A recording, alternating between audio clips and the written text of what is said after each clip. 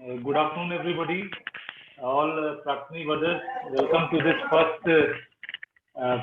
first program, or rather, where we have one of our eminent brothers, Pankaj Singh of 90 Batch, who is the speaker. Uh, and uh, the topic, of course, today is quite interesting. We'll be speaking about investing, which at least more than 100 participants have already registered for this, and I can see almost 19 have already joined, and I think slowly some others will be joining. So, Praktani Executive has decided to hold a series of webinars like this. We are still thinking of a nomenclature. Probably Vidyapit Adda would be something like which will appeal to everybody. So we'll be having a proper nomenclature, and Ritesh, who is already joined, he'll be coordinating these probably a monthly activities of the alumni. And I'll just, although most of the people who are based in NCR, they are well aware of Pankaj, still I would give a very brief introduction so that we spend maximum time listening to him and his views. He's 90 batch, as we all know, and 92 he passed out from DBS RK Puram, and post that he studied in IIT Kharagpur for his BE, and he has also completed his post graduation with IIFT between 98 and 2000. And over the years, he has worked for various corporates starting from Volta to Mahindra and Mahindra, G Capital, SAP, and Coca-Cola. Currently, he is working with Coca-Cola. And in school, he was known more as an all-rounder who was, I would say, whichever sports he used to take, he used to win the award for the best player. And he wears his knowledge and wisdom very modestly on his sleeve. And he is a well-known speaker in NCR circuit, especially Subrat and other brothers would know him very well. He has spoken in multiple programs conducted by Subrat. So, and apart from his corporate job, he has been very keen learner of investing and has been studying investment for say last 10 years or so. And I request you to please put yourself, Brajesh. And so with this brief introduction, I would like Pankaj to take the stage and take this program through. He'll speak for around between 30 to 45 minutes, and post that we'll have a Q&A session where, and even during while he's speaking, people can also, brothers can also send their questions in the chat box, and so which he will compile and answer later on. So Pankaj, please go ahead. So thanks, Bala, for the nice introduction, and welcome everybody. And it's a very good initiative from EC side, so that we meet at least remotely and share topics of mutual interest for all. And I think this topic interests everybody. So, and as Subrat was saying before we joined, that we should have known it much earlier. So, but never too late. So I'll just quickly dive into the topic. So I'll need a couple of volunteers so that I'll try to make it more interactive, so that at least a couple of guys from the younger batch whose mind is still agile can help us out in the calculations that we do. So I'll start with a story, Asian Paints. So as you know, Asian Paints is everybody in India would know about Asian Paints. So it's a well-known brand, and in home decor, it's quite known. So I'll start with a question. So anybody can volunteer on that. Share price of Asian Paints on 1st February 2000 was rupees 17. And on 1st February 2021, it was rupees 2,463. So what is the CAGR CAGR is compounded annual growth rate. Basically, how much percentage wise the share price has increased every year since 2000. So I'd like somebody to take that without taking a Excel or calculator. So can somebody, so we'll do it together. So 1st February 2000 was, the share price was rupees 17. and on 1st February 2021, it's 2,463. So need a volunteer to answer these questions. So to help you out, I'll give a hint. So it is rule of 72. So what rule of 72 means is that by dividing 72 by the annual rate of return, basically you will get to know in how many years your capital has doubled. So what this means in plain language is that, say if your rate of return is 12. So if you divide 72 by 12, so you get 6. So basically in 6 years, your money will double. So that's how you interpret rule of 72. So you can divide 72 either by number of years in which the money doubles. So you will get 72 divided by 12 is 6. Or if you divide the number of years, then you get the rate of return. So hope this is clear. So let us calculate what has been the compounded annual growth rate of Asian Paints. So how do we do it? So the first thing will be, how many times did Asian Paints increase in these 21 years? So it would be simple. You divide 2463 by 17. So any guess? This would be easy.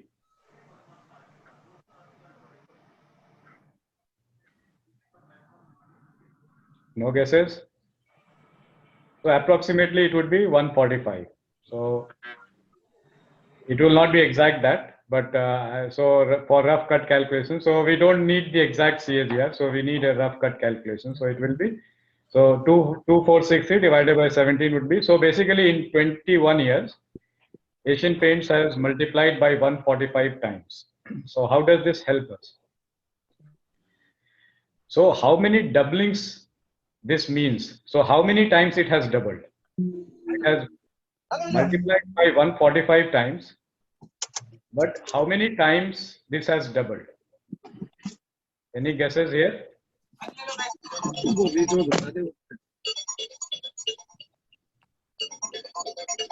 So the number of doublings would be 2, 4, 8, 16, 32, 164, 64, 128, right? So it will be basically six doublings. So 2, 4, 6, 8, 2, 4, 8, 16, 32, 64, 128. So basically you have 7 doublings.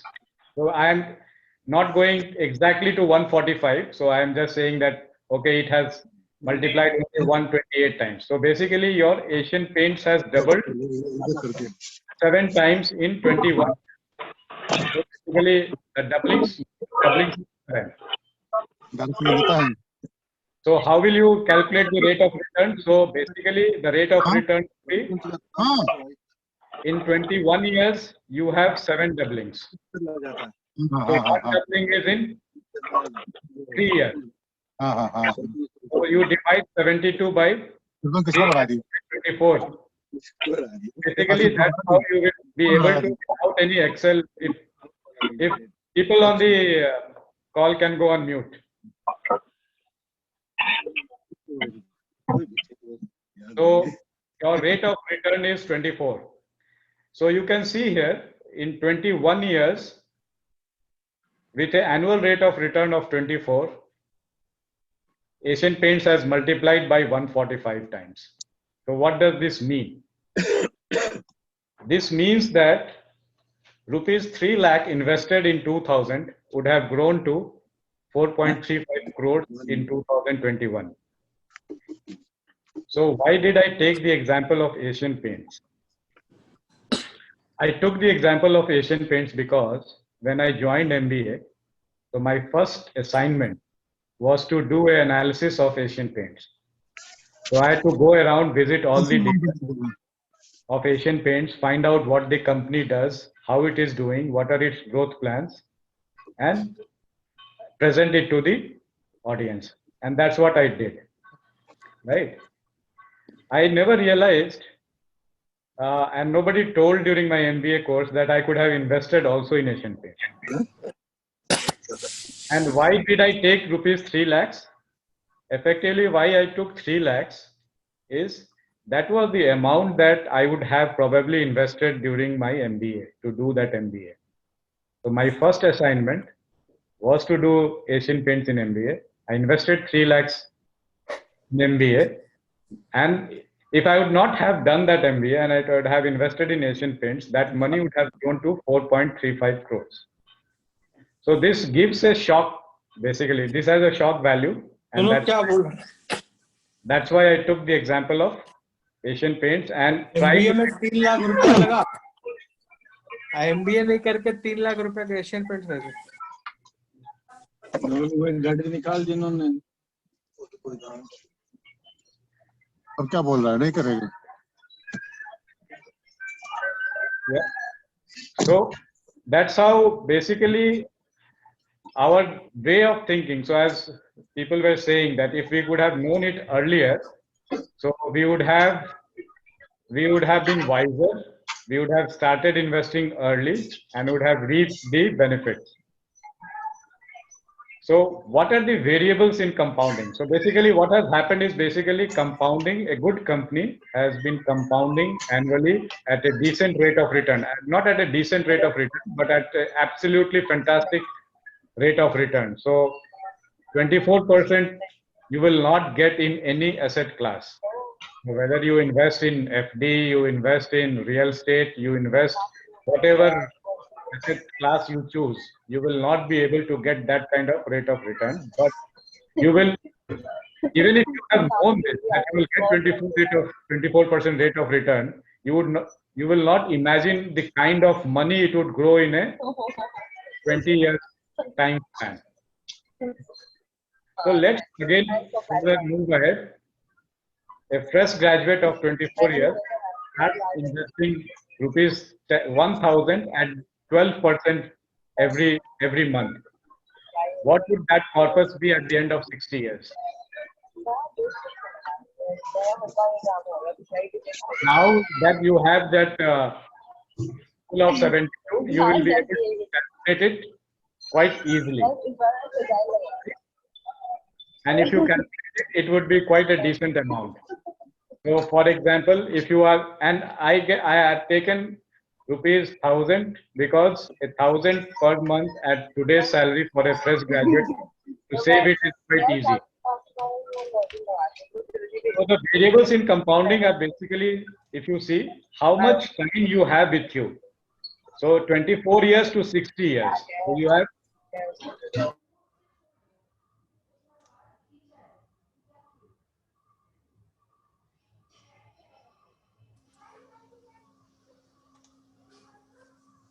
Pankaj, please unmute yourself.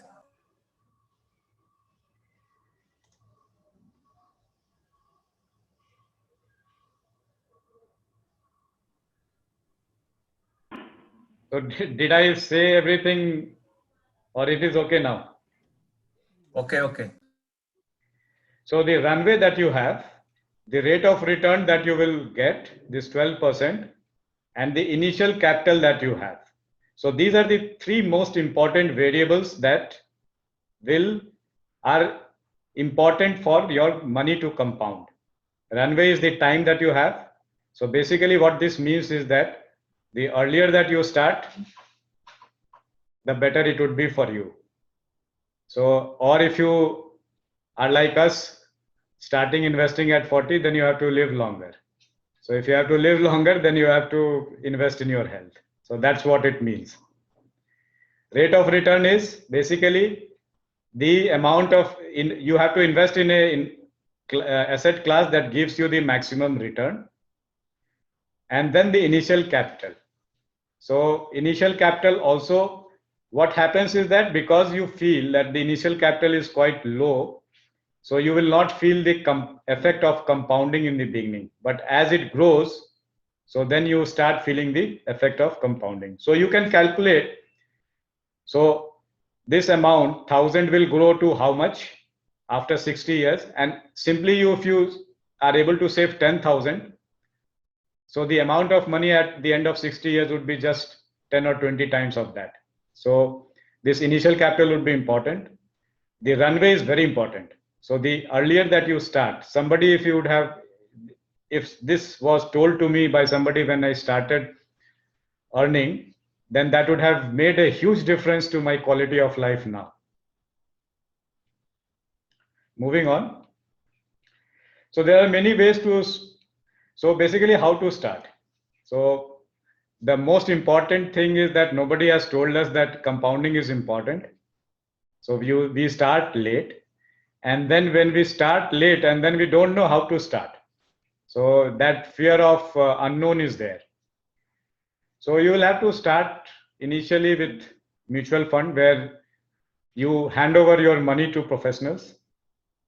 And then over a period of time, you start correlating how these guys are investing.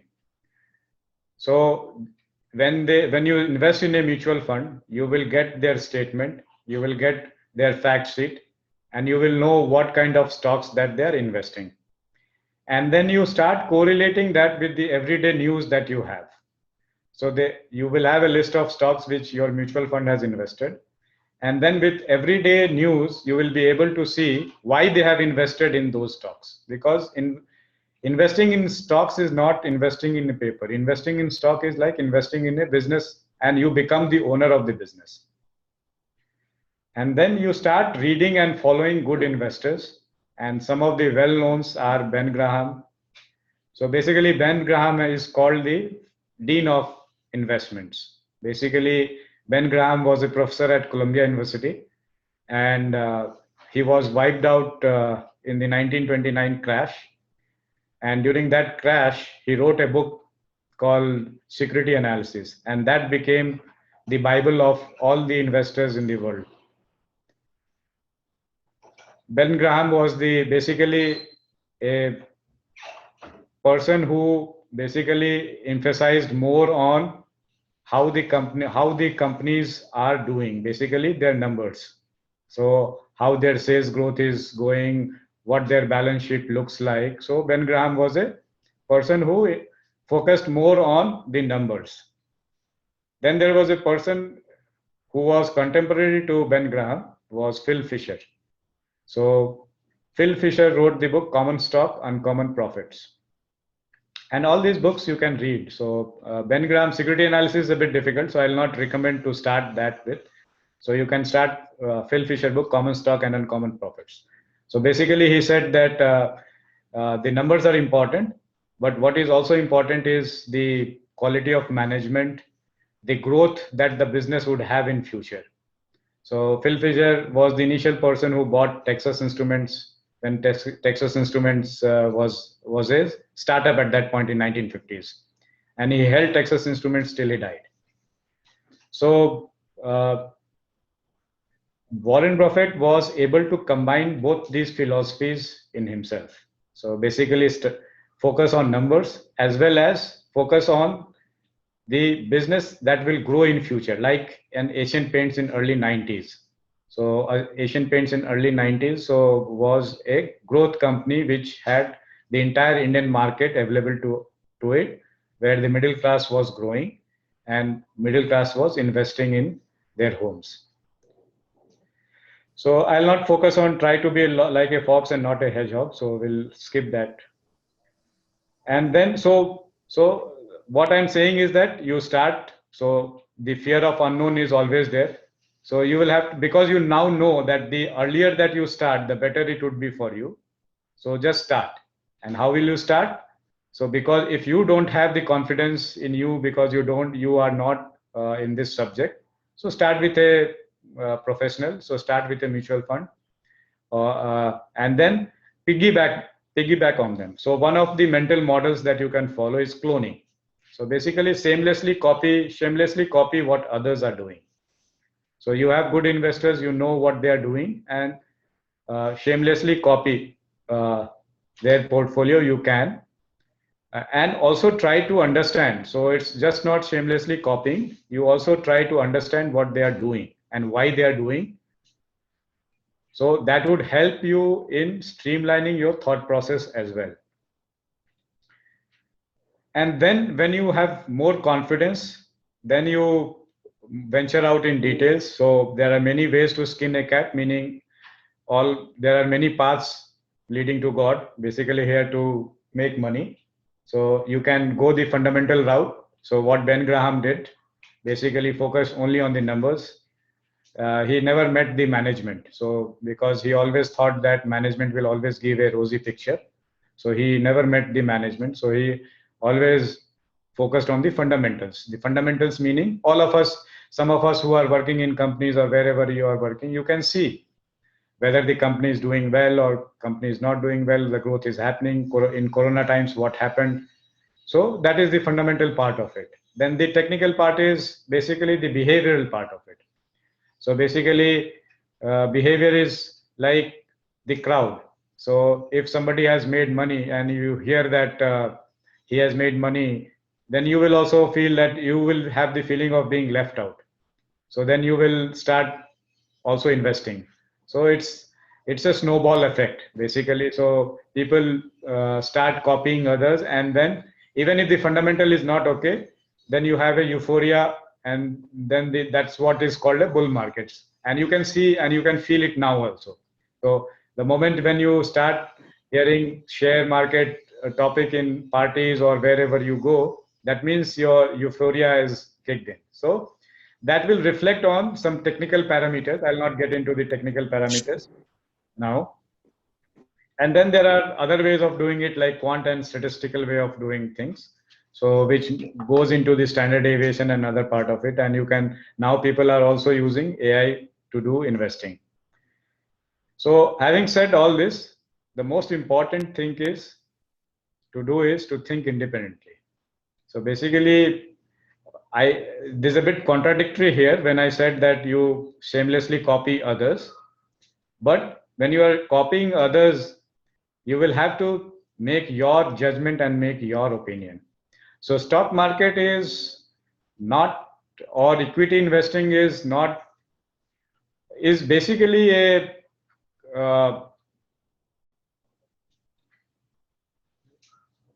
how you are able to think independently. So that's, it all boils down to that. So whether you are able to make your opinion, make your view on it or not. So you have taken a tip, you have copied somebody else, but if you are not able to make a view of yourself, or if you are not able to independently judge if that investment is okay or not, then you will not be able to hold it for long. And if you're not able to hold it for long, then you will not get the compounding effect that the original investor would have done. So if I would have done the analysis, I would have done all the hard work, then I know that a temporary thing is just a passing phase, and the company will continue to do well in future, and then I'll be able to hold for long. But you will not be able to do it because you have not made your independent judgment or opinion on that. So basically, stock market is just a way of thinking. Investing in stock market is way of thinking, and thinking independently, where you are able to make your own judgment and make your own opinion. So now we will get into types of thinking. So the first you see here is, anybody can tell which is a smiling baby or a crying baby? So it's a smiling baby, so it will come naturally to you instantly. But if I ask you the next question, what is the multiplication of 18 into 29? So the first question of whether the baby is crying or smiling, so that will come to you faster than the second question of 18 into 29. So what is this is called system 1 and system 2. So in the first part, first question, you employed your system 1, which is instantaneous, for which you did not make any effort. And system 2 is basically where you have to analyze, you have to logically think, calculate, and give the result. So that was system 2. So this mainly Daniel Kahneman is a psychologist, and he came up with this system 1 and system 2 thinking. Most of the time, because system 1 is instantaneous and does not require effort on our part on thinking, so most of the time we employ system 1 for thinking. and don't use system 2 most of the time. It's not that when you are studying a topic, then obviously you will have to use system 2, but in day-to-day decision making, you tend to go with system 1. And that's what, because people want to minimize their effort, and that's why they tend to use system 1, which becomes a hindrance to what you do in stock market, because in stock market you tend to always go with system 1. And why this happens is that basically this is because of the way we have evolved. So we have basically all this system 1 is basically the evolution that we have had was over millions of years, and to survive in the jungle we had to always employ system 1. So if you had a predator near you, you will have to run. So at that time it's just the system 1 that tells you that you have to run. You will not logically think whether it is a tiger, whether it is a lion, whether it is a bear. So you will just think that there is a predator and you will run. So and because now we are using those faculties that we have evolved during our evolution in our day-to-day decision making now. So the context has changed, the environment has changed, but because the evolutionary trait do not change very fast. So we continue to for our decision making, we continue to use the traits that we evolved during our jungle days. And I'll give you some examples here. So if you can now write down, because this is best done during a classroom session, but let's try. So all of you, if you can write down the last 3 digits of your telephone number on a sheet of paper. So hopefully you have done that. Now write down the distance of moon from Earth in million kilometers. You need not look at the Google, just keep a guess.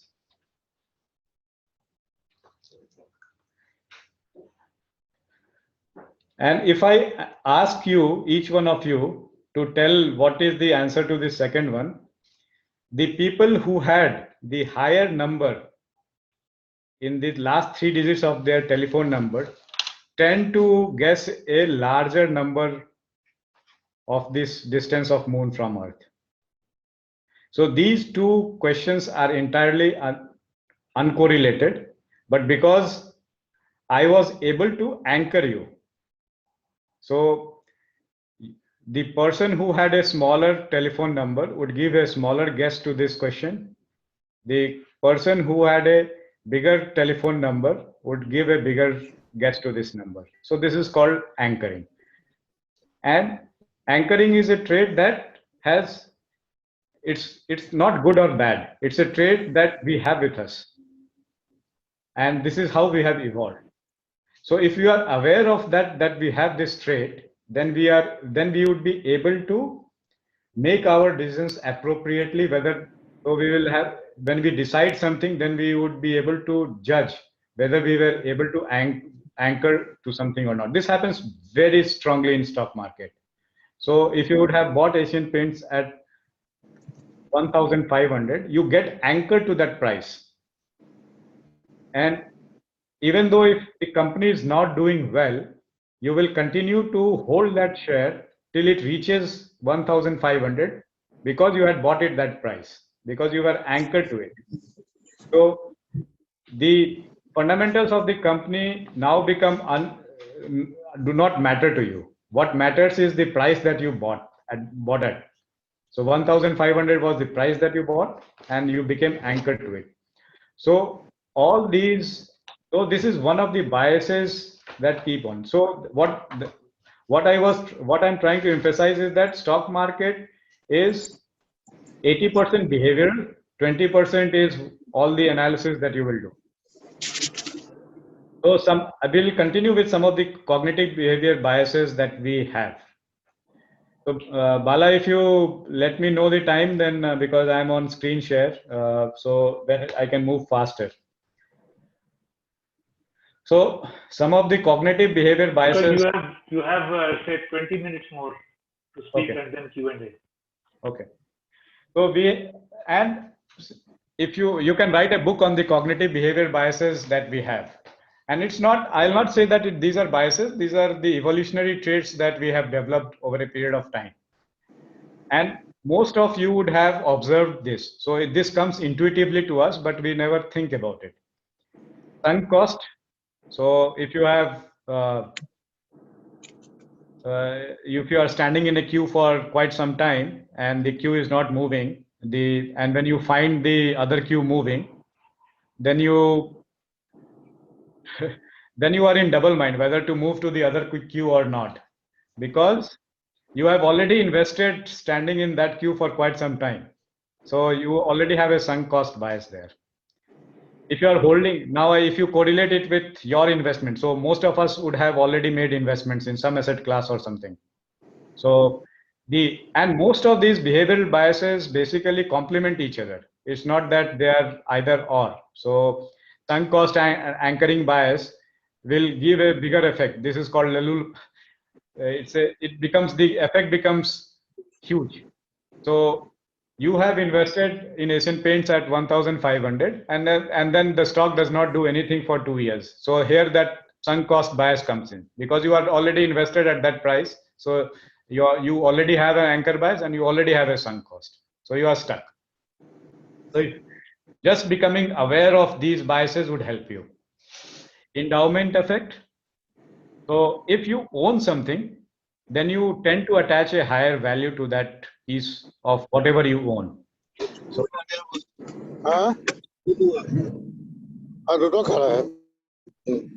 so suppose both of so if there are two people, and I own a car, and if I ask the other person to give a price to that car, so he will give a price that is lower to what my expectations is. This happens always, because I will attach a higher value to the things that I own than the other person.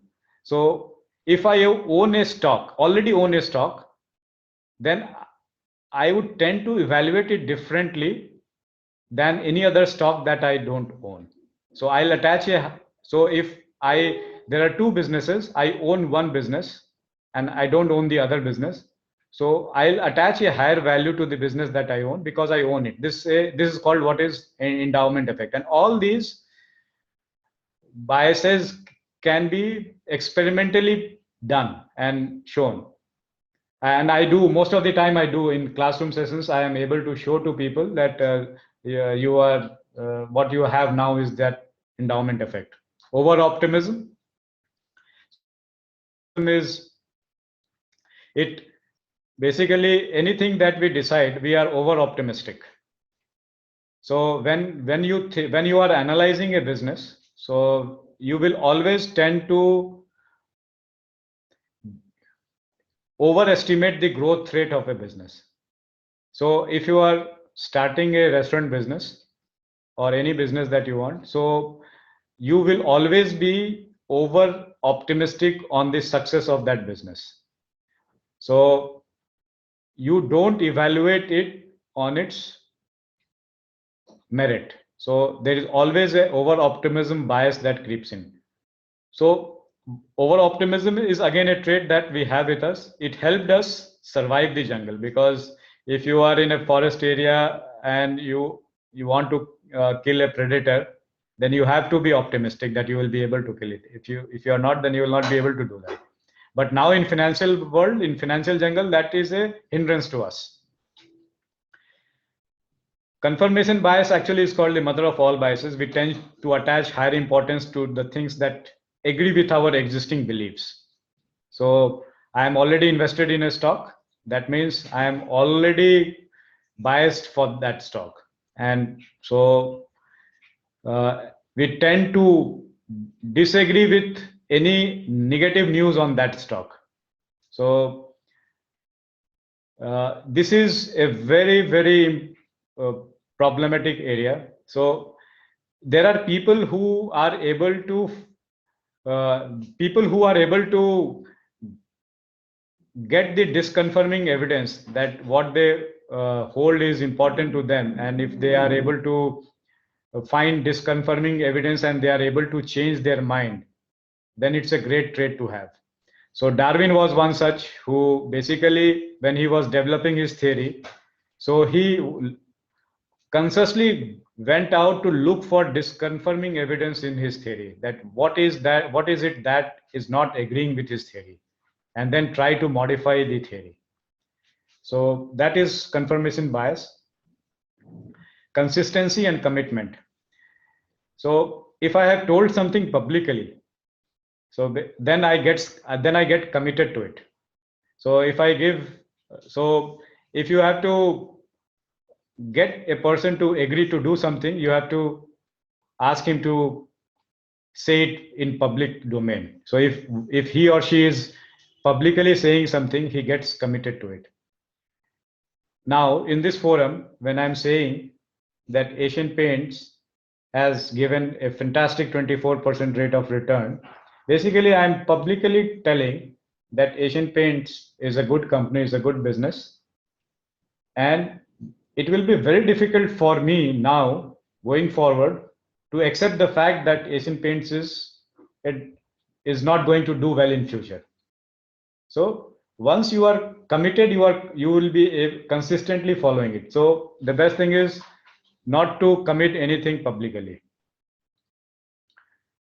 Loss aversion is we tend to outweigh losses more than the profits. So what we do here is basically attach more importance. Our decision is basically when losses are paramount, then we will be careful in that. So we'll come to that. This is a quite important thing because most of the decisions go wrong because we are averse to losses. Then the last two will come, resulting and patience. So resulting is what happens is that if we have a process and the result is good. So we decided, through a process, we decided something and then the result was good. Then we assume that the process was good. So we don't say that the process, we got lucky. So we assume that the process was good. So we never critically evaluate the process. So basically we equate the result to the process. And then the most important thing, patience is like a muscle, gets tired very soon. So now suppose, for example, if I evaluate a stock do a lot of research on the stock, say I invested 1 month in researching a stock. So there are a couple of biases that are creeping in. One is the sunk cost. I have invested so much time in researching that stock. My patience is running out because patience is like a muscle. So the more you use it, because I am in researching and researching and researching, so my patience is being utilized. And then it will be very difficult for me to not invest in that stock, even whatever be the result. The result is that the stock is not going to do well, but because I have invested, the sunk cost is so high for me, I have already utilized my patience that I'll tend to invest in that stock. So these are some of the cognitive behavior biases. These are just a sample. So we have many more, and I have not gone into detail in each one of these cognitive or behavioral biases that will hamper you from making good decisions. And this is, mind you, this is not only for stock market. These biases come in any decision in day-to-day life that you make. These biases come in play. When I said that you are thinking of doing a business, then you tend to be over optimistic. If you are not the first thing is that if you are not over optimistic, you will not be able to start that business. But just being aware that you are being over optimistic will help you in the sense that you will evaluate the numbers in a much better way.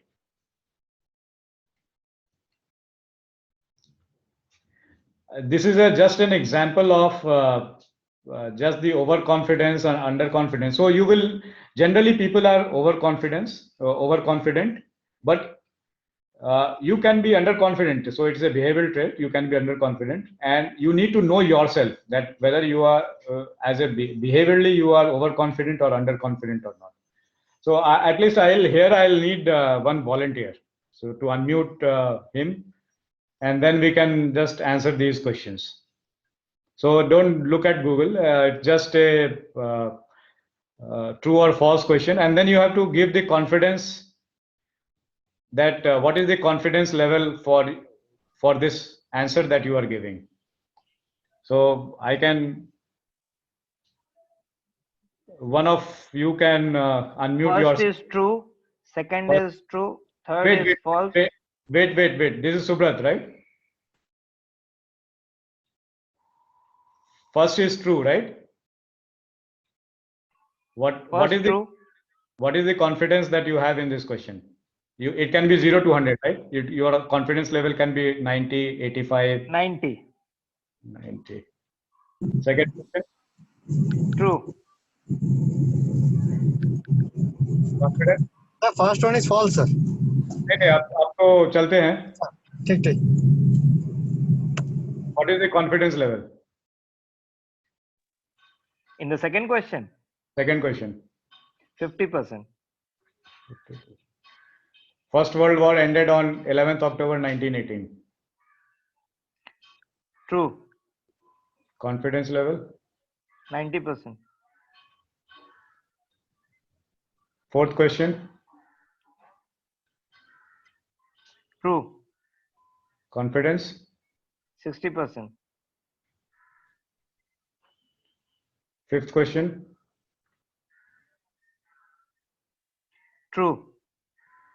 Confidence. 90%. So let's see the result. So the first is correct. So you have 3 correct. So you are Not 60. bad. So you are 60%. So that is immaterial. What I'm trying to emphasize here is 60% you are right, but you are 76% of times confident. You get the point? Oh, yes. I got it. Got Very the point. interesting. Yes, that's very interesting. So most of us tend to be overconfident and over optimistic. So and I always ask people in the group when I'm doing face-to-face session. So I always ask in a group, are you better than an average driver?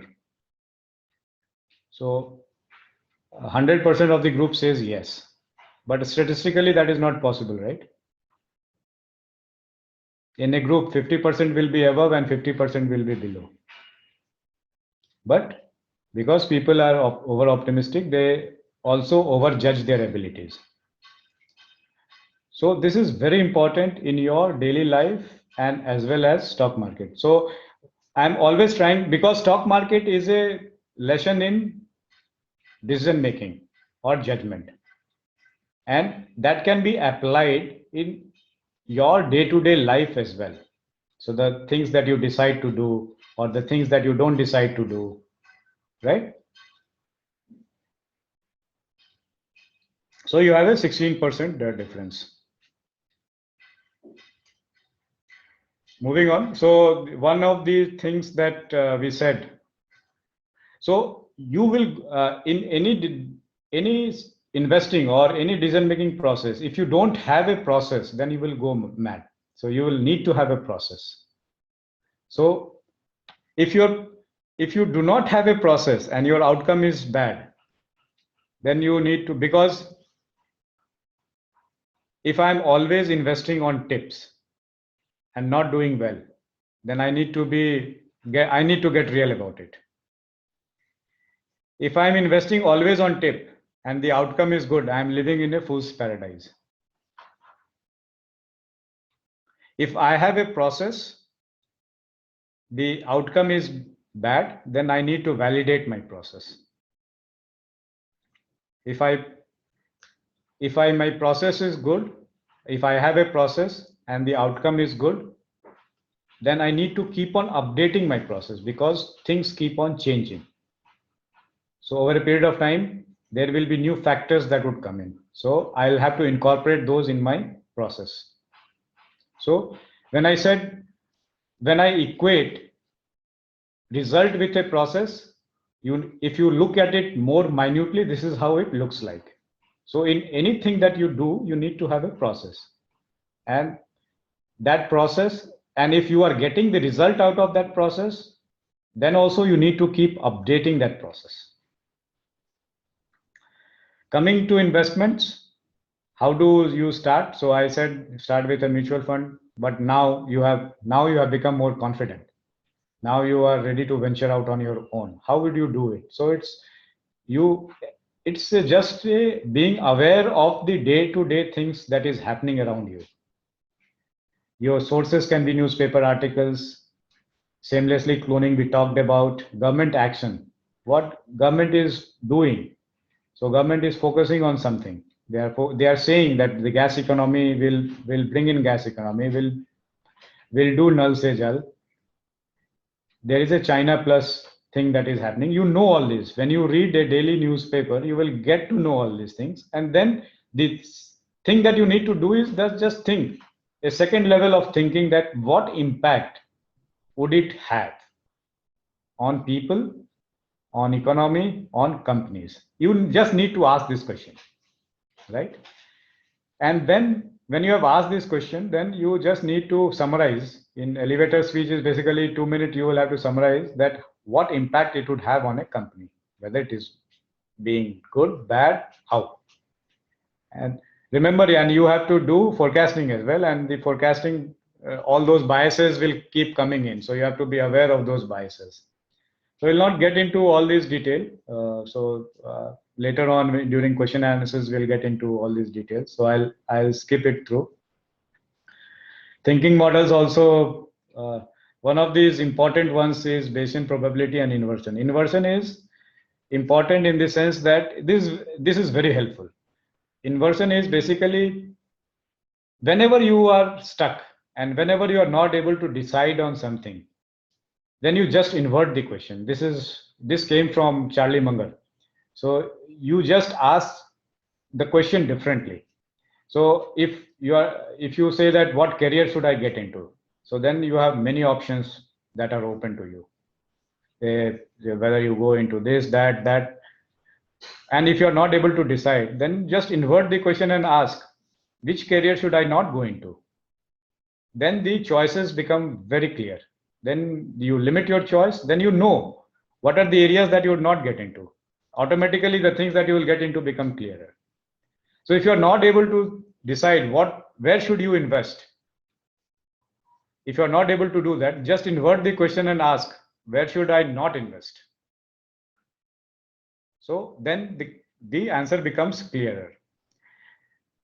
Bayesian probability is basically you keep on updating with whatever new information that you keep getting with newspapers or things which are happening around, whatever new information that you keep in, you update the probability of things happening or not. Now, for example, you will get a monsoon forecast, say in Feb. Then, so you know that today in February, this is the monsoon forecast, and see whether it will, what is the probability of success. Then you update the probability of what impact it would have on a fertilizer company or what impact it would have on a agri-chemical commodity. Now in April, you come and you get a new forecast. So then you again update whatever you had decided that the impact it would have on fertilizer company or agrochemical company, then you update your forecast. So with any new information that you get, you update, you change your mind. You are not fixed to a notion. So come out of that confirmation bias, that commitment bias. So whatever information that you get, be impartial to it. Don't be stuck to a viewpoint that you have. Keep changing your viewpoint based on the new information that keeps coming in. It's very difficult to do. And if you are aware that you need to do it, then you at least try to do it. So there is one, I don't know whether it is correct or not. So Keynes told to Winston Churchill that the things have changed. When things change, I change my mind. Do you, sir? So when things change, do try to see if you are changing your mind or not. So that's what is Bayesian probability. So we'll skip the induction bullwhip effect. So this is more we have not talked about. So this is getting into more details. So what I have covered here is basically the way to approach the problem. The investment topic is quite vast. So what I have told is the way to approach this topic, to give a guideline how you can approach this problem. This is how I have done it because there was nobody to teach me. So this is how I have started from scratch and taught myself, and this is the approach that I follow. So you can have a different approach, but do have an approach, do have a process. Until unless you develop a process, you will not be able to validate whether whatever you are doing is right or wrong. Keep on updating your process. So we can get into a lot of details. So there will be people who are more knowledgeable to me in this area. So I'll try to learn from them. So we can have now an ongoing conversation. Any questions I'll be willing to take. You can reach me here anytime. Happy to have a conversation. Right now, everyone can unmute yourself, whoever wants to ask a question, and page is open. Start with easy questions at least.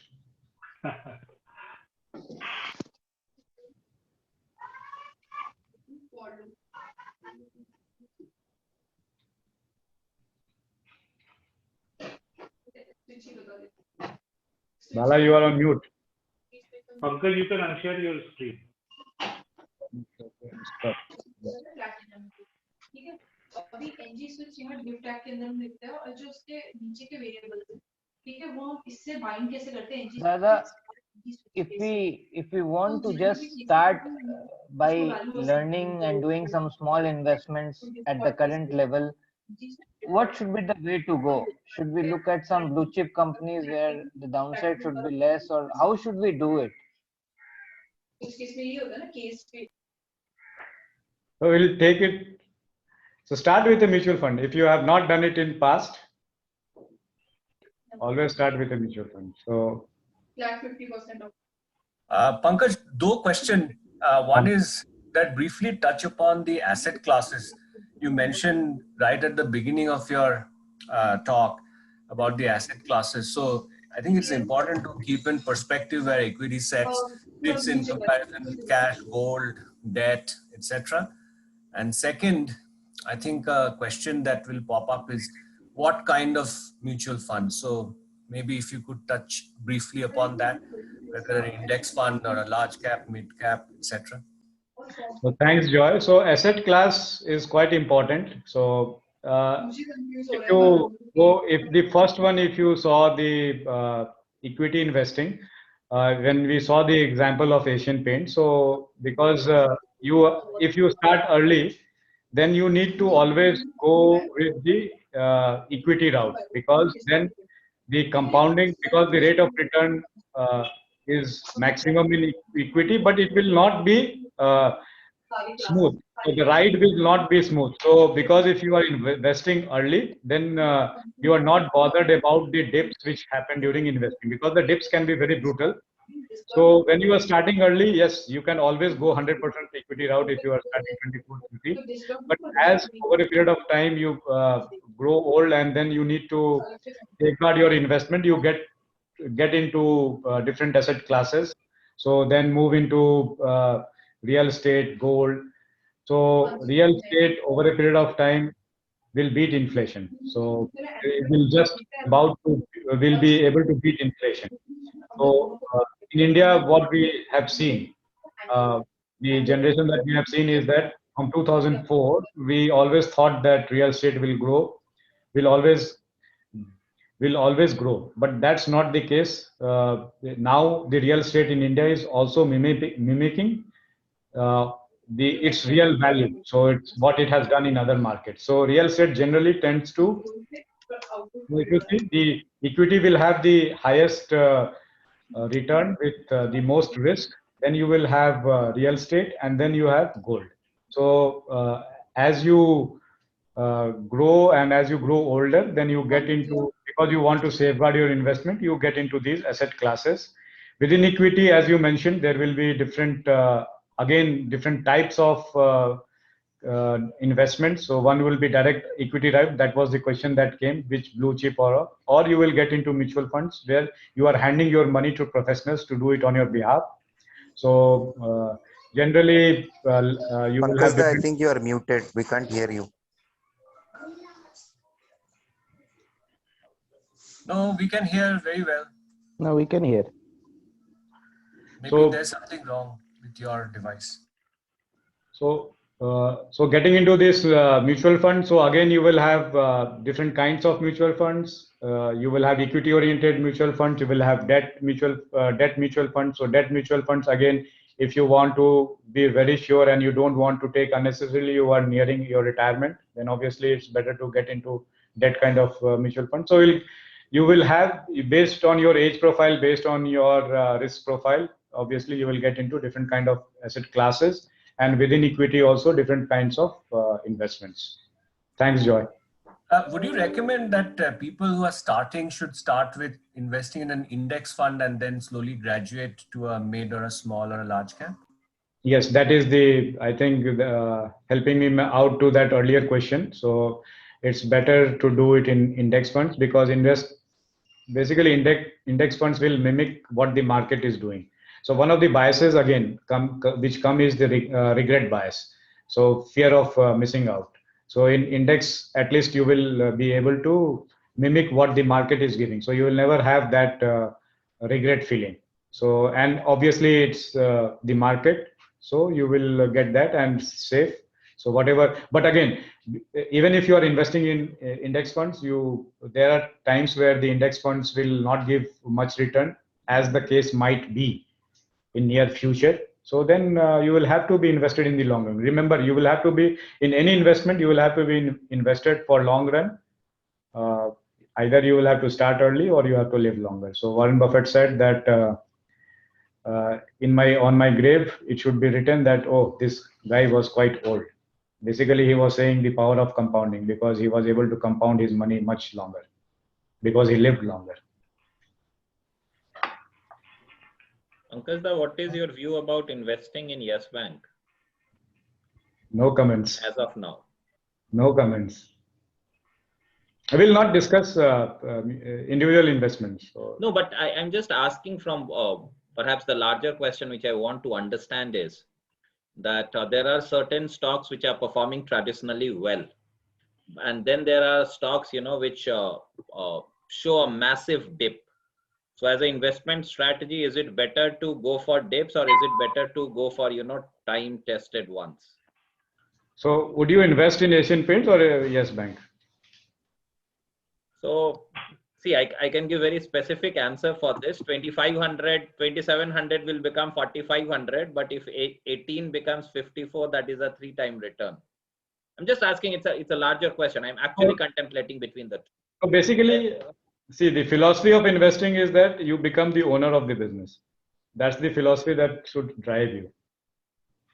So if you take it from that point of view, evaluate it from that point of view, whether you would like to be the owner of Asian Paints or you would like to be the owner of Yes Bank. Okay. Pankaj, I am Sanjay from the 75 batch. It was quite nice to hear you. I just want to know till how much we should stay invested in mutual funds. Means, shall we switch to some other fund, or if it is helping us, then we should continue with it? If it is helping you and you do not have the confidence to invest on your own, mutual fund is the best route to go. At least you are invested. Pankaj, can we invest with you? No comment.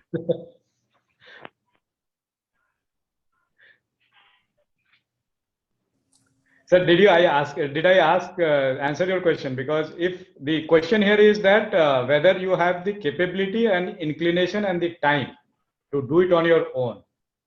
If you do not have that, then trust it to a mutual fund. Continue with that.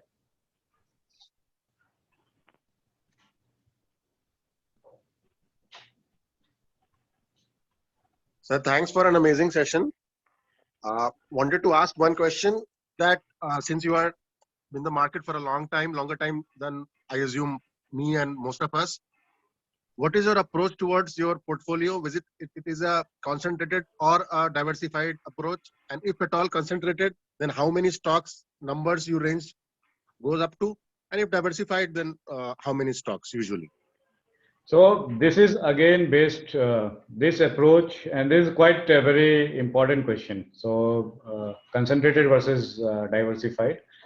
So I would rather go diversified because it's very difficult to, one of the important criteria for investment is the trust of the management and the quality of the management and whether they are honest or not. So in India, you can't vouch for it, even if you have analyzed quite in detail. So it's difficult to get that picture very clearly. And just to mitigate that factor, you should be diversified, because if any one of your investments goes to zero, at least you are safe. So that is, and having said this, again, this is an individual question and the way you measure your risk.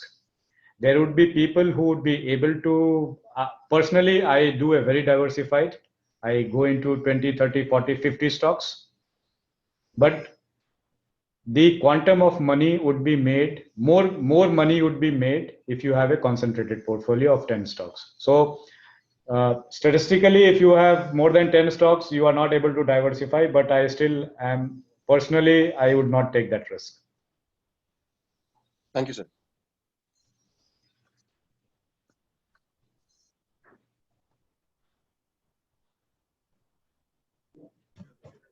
Pankaj, one question, not so much related to the topic, but more related to what prompted you to take, even though you were into actually a IT professional related to supply chain, what prompted you to take investing, I mean, such keen interest in investing? Just that when I got married in 2004, I thought that, okay, I can't continue to work lifelong. So investment was a vehicle through which I could earn a living, and I think it's possible. You should take another session on why financial independence is important, and it is never taught in any courses anywhere in the world. So financial, yeah, that's right. So it's a topic in itself. Financial, basically, to summarize it, financial independence gives you the luxury to do what you want. To summarize it.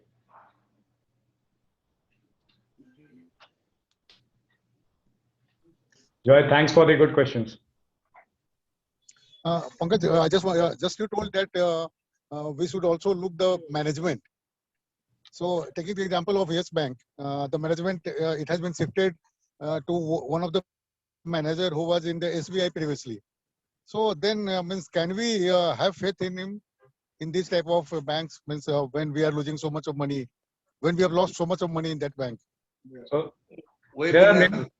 So there are many questions here. The first question is whether you would like to invest in leverage business or not.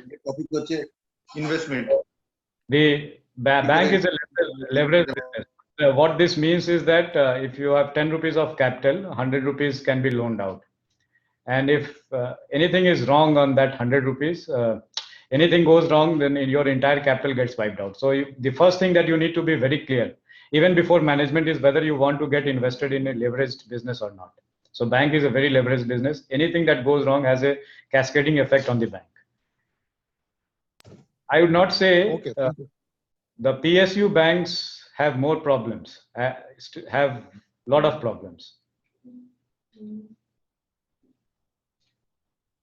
The only bank which was unaffected by management decision in India in this episode of NPS was HDFC Bank, because the call was not taken, the credit call was not taken by the CEO. It was a credit committee.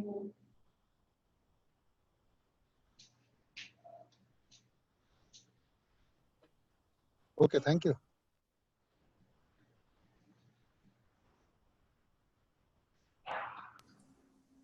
Any questions from the younger lot? Ritesh, you want to ask some question? Not for the time. Thank you.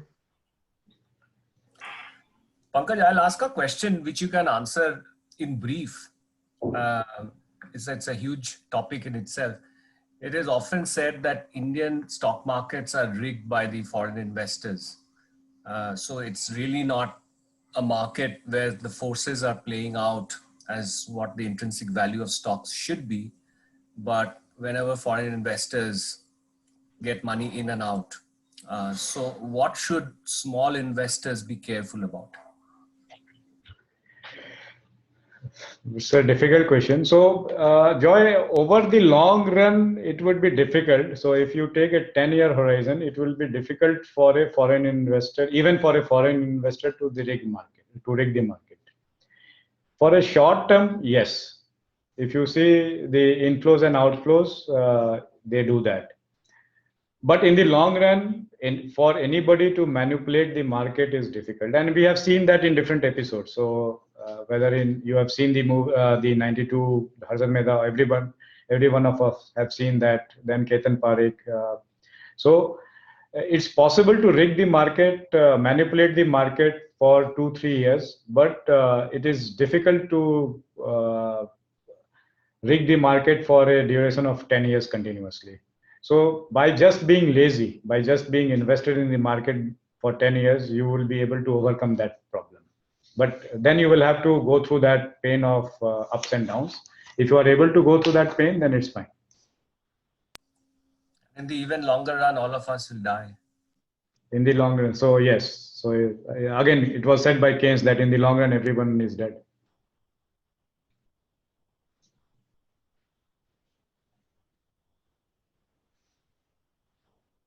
But I said not long run, I said 10 years. So that's fine. I was safe. Sir, one more question, which is regarding, it is not a specific question. I mean, as we know, Buffett and Munger, their philosophy revolves around holding. First of all, they have their own parameters, how they judge the company, management, everything. They buy the stocks and hold on forever. But now, considering now, as of now, the geopolitical changes, the economic changes, the management changes in Indian setup, just buying a stock and sitting it on forever. The bigger question, my question is, how do we sell the stock?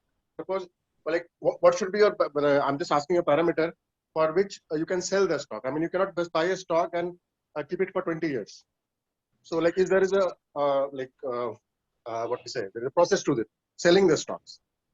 So to admit it frankly, I have also not been able to do it well. Selling a stock is difficult, the most difficult thing to do.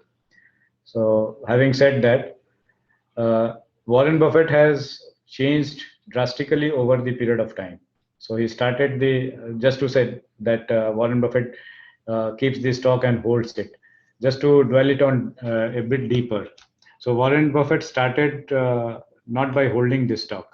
So Warren Buffett kept on selling. So what he called is the cigar butt approach, where he said that I take the fallen cigar butt, basically the one say cigarette people have smoked and thrown it. The butt is lying on the road. I pick it up, take the remaining puff, and then throw it away. So basically, the company is dead, but there is some puff left in that company. I buy that company and then sell it. When that 2 puffs that is there, I have taken it. So that was his initial approach, which was the Graham's approach. And he changed over a period of time because his context changed, and he changed over a period of time because the amount of money that he had, he cannot buy and sell. So because the amount of money he needs to deploy, he cannot keep on buying and selling and deploy that kind of money. So he changed his process and he changed his approach based on his context. So it's not that Warren Buffett always used to do that or is doing that now, keeping the stock now. But initially when he started with from 1955 or 1952 to 1965, when he dissolved his partnership, then he was buying and selling at a very frequent rate. So selling is important, but this is the holy grail of investing, which also it's difficult for me as well. I'll admit that. Thank you, sir. So take the example of say 1999 say at that time I was not invested. So the say software boom. So where Wipro has not yet crossed that. I think they crossed it recently, the 99 high. So there were some people who were able to sell at the high, but there were many people who were not able to sell that high. There are some stocks now in Indian market which are at level, so where PE ratios are more than 100. So now it is up to you to, because again you will have the fear of losing out. If you sell it now, there is a company called Astral Polytechnic which is more than 100 PE. I am keeping it. So if a company is good, if the business is good, you can keep it. It will not do well for next 2-3 years, but then eventually it will do well when the valuation and the stock price have matched out. But if the company is not good and if now and the thesis that you used for investing in that company has turned out to be wrong, then you sell it. The most important thing is that the thesis that you used for investing in that stock is now no longer valid. Then you sell it. Perfect. Okay, Dada, Pushpendra here. I have one question. I am totally new to this and I do not have any idea regarding stock market, putting in here and there and playing with figures and so and I am short of time as well, so I'm not able to focus there. So my question is, I've invested few things via some third-party agents and the companies which are helping me to do that. So couple of mutual funds and those things I have invested. So now my question is ki, what actually goes at the back end? I just want to understand why. I mean, how do those agents are benefited and what is the actually give and take terms between that agent and when money is coming to me? So the agent is selling the mutual fund on behalf of mutual fund. So he or she gets a commission from the mutual fund, which gets charged to you. So now the Mutual Fund Association also has created a body where you can invest without going through the agent. So you can invest directly. So there you will not get charged that commission which the agents are charging. So, and I would not agree that you are that busy that you will not be able to take 2 hours of time during 1 week to look at this. नहीं दादा time मतलब time है time निकाल सकता हूँ I mean I can spare but idea नहीं है I mean platform क्या है how to do it I mean I am totally on basics भी नहीं है मेरे पास so basic नहीं है जो है बोला ना कि index fund से invest करना चालू करो then you will get the hang of it.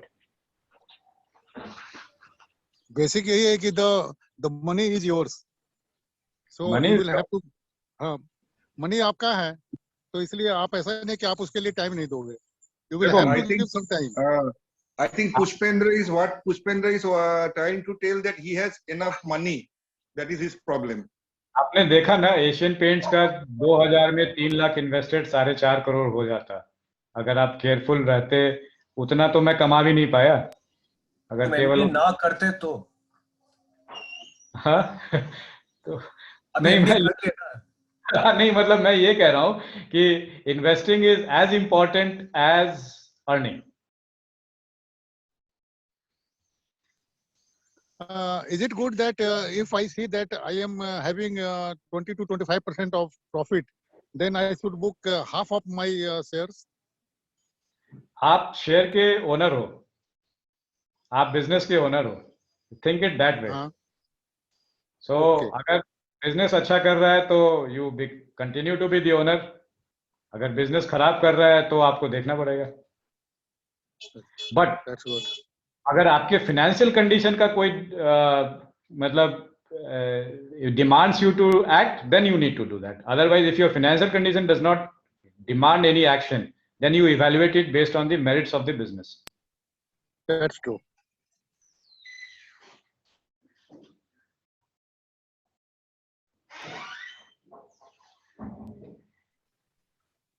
I think Yes. we had a very lovely session, and I think now there is no more questions. Last question. भैया आप बोले कि start investing in index fund. So कुछ basics कुछ है, I mean URL website या कुछ refer कर पाएंगे जहाँ से मैं अपना कुछ चालू करूं पढ़ना या सीखना? हाँ, बात करते हैं सेपरेटली आप. ठीक है भैया, I'll call you then. Money control भी देखते रहो डेली. मनी कंट्रोल पे आ जाएगा. नहीं पुष्पेंद्र, तुम पंकज दा से अलग से बात करो. एकदम राइट टाइम पे तुम दिमाग लगा रहे हो. लोग करोड़पति बन रहे हैं. उसके लिए 2% तो मार्जिन मनी होगा ना प्राक्तनी एसोसिएशन का. we can meet in 2030 and then we can see how. Praktani is off by and for the Praktani, so Praktani का कोई margin money नहीं है. And अभी I hope अगर if there are no more questions, then I request Abhijit to formally give a vote of thanks to Pankaj. अरे सबके लिए है ना. Very lovely session. Abhijit da, please unmute yourself.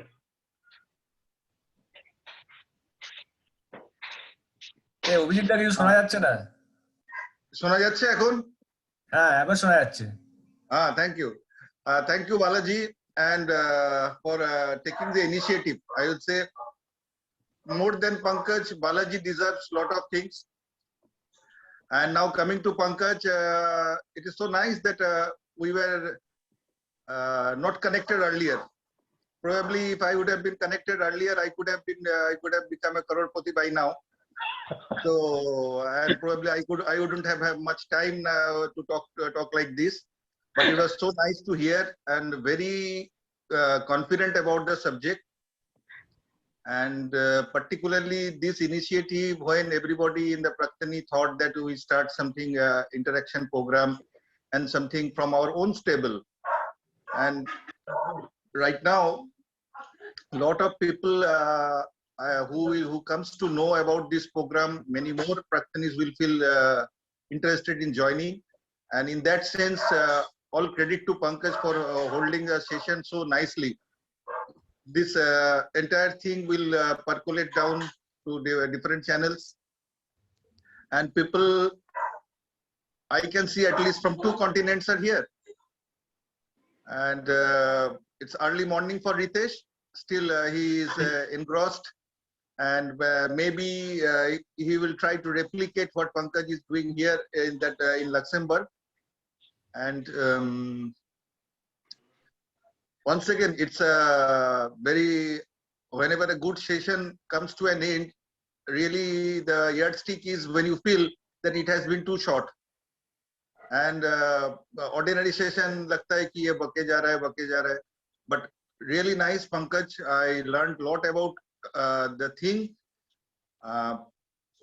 To be more precise, not a lot about the thing, but I could at least find one gentleman whom to fall back on if anybody wants to be a crorepati. And there's a key person available in the Praktani. So to everybody, I will request, take advice from him, take genuine advice from him, and led by Pushpendra, so that everybody invest at least 100 rupees, make it 10 times and return it to Praktani. So that is the margin money we are looking for, that you invest, you earn, and give a cut to Praktani. Abhijit da, you already know I have paid 4 times registration fees to Praktani. Yes. Pushpendra is a, I will say, he is an icon. So far as Praktani is concerned, his names are written 4 times, and this time I am thinking of making the membership register cover page with Pushpendra's photo. So, Pankaj, thank you very much. Thank you very much. You are, I will say, we have done a wonderful job by keeping everybody engrossed, and probably Joy will take the maximum benefit out of it. So we all look forward to many more sessions with you only. Apart from all other sessions, many more sessions, because ये कम से कम एक target रख लेना है, कम से कम 5 आदमी को करोड़पति बनाए बिना छोड़ना नहीं है. एक डिस्क्लेमर है, provided they are already not Arabpati. So, the easiest way to start being an Arabpati and then become a Karodpati. yes, that. But Pankaj is doing the reverse way, not the easiest way. But Pankaj, I liked it very much. Thank you very much. Thank you, and Balaji also, that you take many more initiative, and definitely we will give your margin money in terms of 5-star or Cadbury or anything. Thank you. Pankaj, I just want to add one thing. That it was really a great learning experience for me at this age of 62, and right now I am traveling for my work, and I am got stuck in that Kisan Andolan, because right now there is a mega blockade from 12 to 3. So it was my best time management when I learned when I heard your speech. So thanks very much. Sanjay मेरे पास आजा, दिल्ली में बच जाएगा. Dada, whom did you thank very much? The Kisan Andolan for giving you the time? No, for hearing Pankaj. Thank you very much. Hello. Okay, thank you Pankaj, and thank you Ritesh for all these events.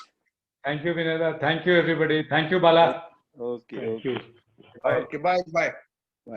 Thank you. Pankaj, with your permission, can I share the presentation in Praktini groups? Yes, always my pleasure. कोई copyright violation तो नहीं होगा? क्या copyright violation होगा? चलो ठीक है. Thank you. Thank you Pankaj. Thanks. Bye.